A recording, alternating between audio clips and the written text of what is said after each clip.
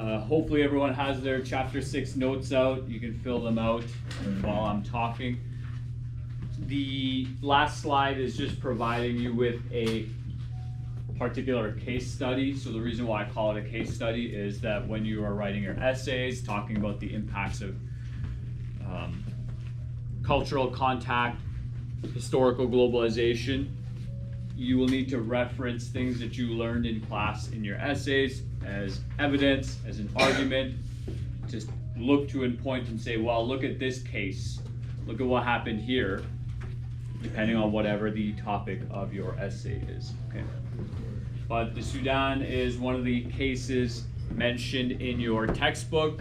The interaction here was maybe not the most pleasant for the Sudanese people. Again, as mentioned before, a lot of cultural contact historically, didn't go very well. And part of that could be due to religious differences, as mentioned, cultural differences, visual differences as well. You show up somewhere and people just look different. And so in Sudan, the British and the Egyptian people had assumed control, or let's say colonized so the British colonized in 1881 and the Egyptians started partaking in that as well by 1889. And so when we're looking at the dates, it's not until 1956 where the Sudanese people gained their independence. Okay, I'll kind of explain what's going on in the map as well. So we're looking at I think that's about 60 years where the Sudanese people do not have their own independence or sovereignty, and they are kind of ruled over or watched over by other people. So in 1920, they have a closed door policy. They actually separate the two groups of people. So in Sudan, you're going to find people of Arab descent, and then you're going to find people of African descent. And so these two groups of people look very differently. They have different histories, they have different cultural norms, they have very different religions as well. Okay. Although eventually I would assume a lot of North Africans, a lot of Africans do convert to Islam through one means or another. But in the north you have not only Arab people, but you also have a lot of valuable resources. From my understanding, in the north, that's where the oil is. Okay, so North Sudan has the potential to be quite wealthy.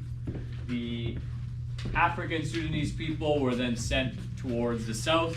I don't know if that decision included their say, if that's what they chose, but to, let's say, have their separation of peoples and to potentially have their own degree of sovereignty, their own decision making, the country was split into two. So you have North Sudan and South Sudan now. I'm not even sure if my map back there has that split. Yeah, so on my map as well, it's new enough. Anyways, the Arabs, the people in the north, they were given the power and decision making, and they imposed a lot of their culture and religious norms on the Sudanese people.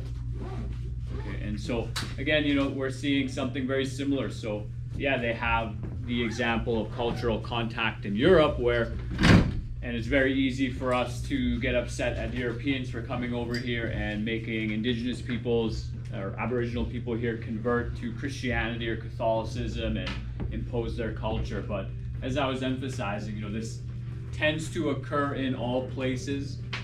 Whichever group is in charge, whichever group has more authority or power or better organized, let's say, better tools, technology, they tend to, they tend to take over that place. Okay.